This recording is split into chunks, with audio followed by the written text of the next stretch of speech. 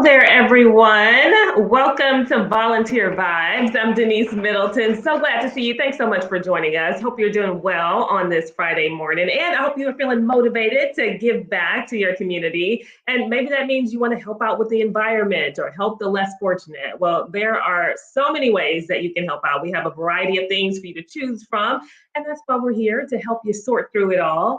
And so this morning, I have two guests joining me. And I want to start with one that is a part of this wonderful organization. It's a nonprofit organization. His name is Kevin Dubose. Good morning to you. How are you doing? Good morning, Denise. Doing well. So he is with Books for Development, and I understand you all have built more than 200 school libraries and just multiple community libraries as well. Tell me how this all got started. Well, it got started when our founder, Mark Cottam, was in Uganda about 10 or 12 years ago and fell in love with the country and the people and visited with them about what they needed. And it's a very poor country, linked to a high illiteracy rate, which is linked to a complete absence of books. There are a whole area, they could talk about a book famine. And Mark said, well, that's interesting. In my country, people are trying to get rid of books. And I always tell him, I would have just said, isn't that ironic, and come home. But he put those two things together and started collecting donated books. And actually, the number is closer to 400 libraries. There's 10 different developing nations we've served, 8 in Africa and 2 in Central America. And we've built over 400 libraries. We've shipped over 1 million books. And that's wow. no paid staff, no office, just volunteers and donated books. That is incredible. So yeah, volunteers are so important. You guys send books all over the world. And so tell us how volunteers can help out, because you have an ongoing need. We do. Every Saturday morning from 9 to 12, we meet at our warehouse, which is at 3709 Polk. And we spend 3 hours every Saturday morning sorting and packaging books. The books come to us unsorted. There's all kinds of books, different topics, and we sort them by subject matter. And then we pack them in boxes. We stack them on pallets. And when we get a full pallet, we get 18 of those, we call a shipping container. This is a picture from Africa, where we have brought books and opened a library. And as you can see, every time we open a library, it's like a magnet bringing in kids from all around. And this is one of our volunteers reading The Cat in the Hat to the children in the African village and wearing the Dr. Seuss hat. But we get this kind of response wherever we go. I've made 4 trips to Uganda. This is from our warehouse. And that's what the sorted, packaged boxes look when they're ready to ship. So we have people come on Saturday morning and both sort books and pack books. For people that love to be around books, it's just a delightful experience, because in a Saturday morning, several hundred books will run through your hands. And you might see some old friends you've never seen before, books that you remember from your past, or new books. And you get a chance to pass those on to people who have never seen books. And it is literally a life-changing opportunity. And so how many volunteers are you typically looking for? And what's the commitment? I know, you guys do this for a couple hours, right? Every Saturday? We do it on Saturday for 3 hours, but people are welcome to come late or leave early if they need to. And the commitment is just Saturday by Saturday. If you show up once, that doesn't mean you're committed to come for the next 2 months, although we'd be happy to have you. And I think at this point, we'll take as many as we can get. A lot of Saturdays, we have 15 to 20 people. Sometimes we've had as many as 35. We haven't yet had a Saturday where we had so many volunteers, we felt like we needed to send people home. So until we start limiting them, I think we'll take whoever we can get. They can sign up through the Volunteer Houston website. And so is there anything that they need to know before they get there? Can they bring their kids if their kids want to help out as well? Sure, we frequently have kids come. I'd say that children, certainly pre-reading children, can't help very much. And I would say optimally, we're looking at kids probably middle school and above in terms of being a constructive helper. But if you need to bring kids for childcare reason, it's a safe place and we can keep them occupied. But you should probably wear comfortable, older clothes. It's not a horribly filthy warehouse, but you might get a little dirty. And it's not air conditioned. We have fans, and in the summertime, those are adequate. But in the summer, you need to dress cool, and in the winter, dress warm. But other than that, you don't need to bring anything. but yourself and a willingness to help. And talk about some of the other ways that people can help aside from, coming on Saturdays, because I'm sure, you need as many books as possible. Sure. We get books from individuals, from bookstores, from libraries. We have a lot of books, but we can always use more. So people can bring books by the warehouse 9 to 12 on Saturday morning. If you have a big load of books, you need us to come pick them up, you can contact us through our website and we will come pick up the books from you. We can always use financial donations. We've really tried to strip this to the bone so that we have as few expenses as possible. But we have rent for our warehouse and the shipping to foreign countries, which we do 5 to 6 times a year, costs $10,000 to $15,000. And Oh, wow. as much as we've been able to get it down. So we need financial contributions. We need contributions of books. We need volunteers on Saturday mornings. And then if you're really committed, several times a year, we send groups over to foreign countries to help set up a library. We don't just ship books Okay. and dump them, but we set up a library and we train librarians. And I've been on 4 of those trips to Uganda, and it's just been a life-changing experience for me. The people are so appreciative, and you can tell the need is so great. I highly recommend it, but not everybody can give 2 weeks and spend a couple of $1,000s to go overseas to help. So there are other ways to help close at home. That is wonderful that you all are able to make those trips. When you talk about the donations, what type of books are you looking for? And are you looking for new and used books? What are do you have any standards as far as, what people should be donating? We will accept anything and we will sort the books for you. We do have standards in terms of what we ship. We don't want to send books that we consider inappropriate. We primarily like to get books in English, but we do have local ways we can outsource Spanish language books. We've sent Spanish language books to Mexico and to Costa Rica. And we send books to the Harris County Jail. That's another one of our missions. A few years ago, we found out the Harris County Jail didn't have any books. And in the last 2 years, we've donated about 30,000 books to the jail. And of course, we try to screen what kind of books are appropriate for that. But we will do the screening, and a lot of our books are used. There's no problem with that. If they're really badly damaged, we just recycle them. But we can do that screening for you. You can bring us whatever you want, and we'll do the rest. That's awesome. And so do volunteers need to register first? I'm sure it's a simple, easy process, but what do they need to know as far as that's concerned? Yeah, the best thing to do is to sign up through the Volunteer Houston website. That gives us an idea of how many people to expect. But if it's a Saturday morning, you suddenly decide you want to come and you haven't signed up, it's okay to just show up at the warehouse, 3709 Polk, and we'll always welcome volunteers, whether they're registered or not. Great. And so for those who may now just be joining us, just kind of tell us why, this is something that people should volunteer for and what this experience has been like for you. Yeah, so the work that we do on Saturday mornings, it provides the foundation for us to be able to set up libraries all over the world, in 8 countries in Africa and two in this hemisphere. And they go to areas where there is a book famine. People have no books at all, or a school may have one textbook that it passes around to the entire school. We provide libraries in these areas. We've set up over 400 libraries in these areas that have no books, and provide people with a basis for literacy. They can go to school and learn to read, but if they don't have books at home, they can't, the literacy skills will fade.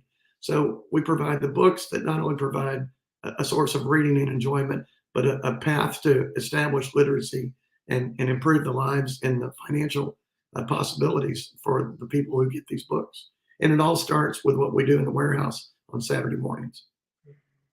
Well, Kevin, this is such a wonderful organization. I love what you guys are doing. Thank you so much for joining us this morning. I hope you guys can volunteer. Again, you can sign up at volunteerhou.org and take a look there. Kevin, again, thanks so much. We appreciate it. Thank you for the opportunity, Denise. Always enjoy talking about our organization.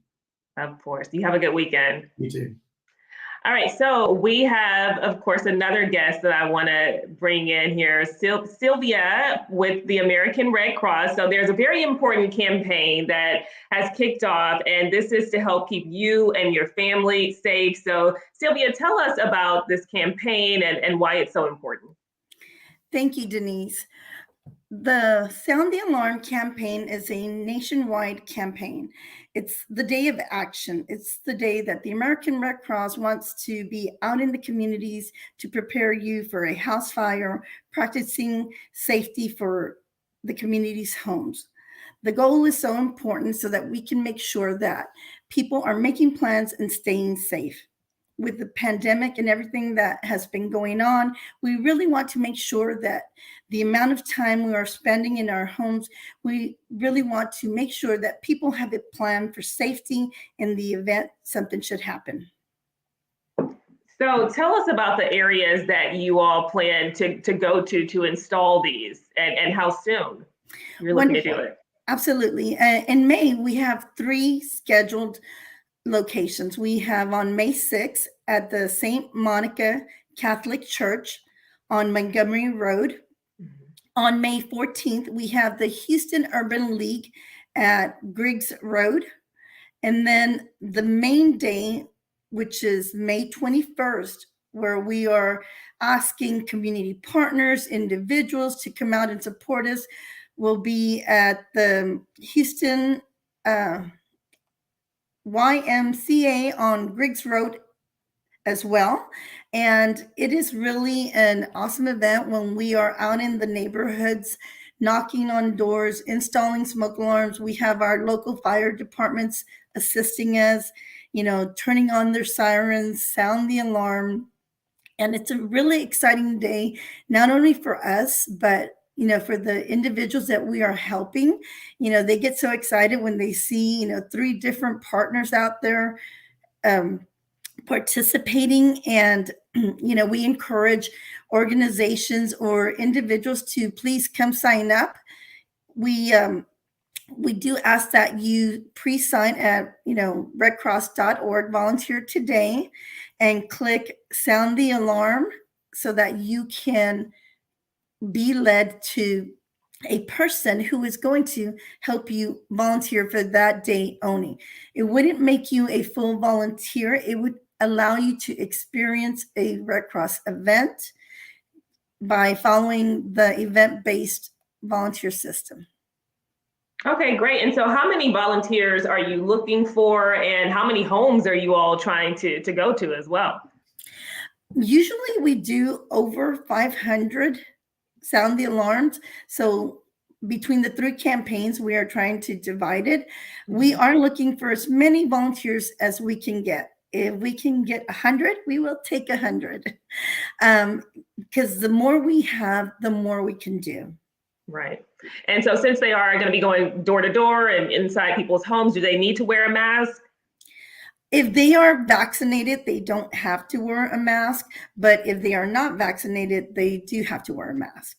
Okay. Well, talk about the importance of, being prepared, because I'm sure a lot of folks at home may be thinking, hey, what's the likelihood of something catching a fire in my house? But why is this so important for people to be prepared? Well, it's really, important to us, our hope to make sure that we are spreading awareness and providing to our communities the information they need to make a fire plan exit. For most homes that they do have a working sound the alarm, we ask them to check their alarms twice a year and to change out the batteries according to the manufacturer's instructions. Some are up to 10 years. We want to make sure that the people are using the smoke alarms correctly and accurately. And finally, we want to inform the people, that you live by, if you have pets, if you have children, whoever's inside your home, to make a practice 2-minute fire escape drill.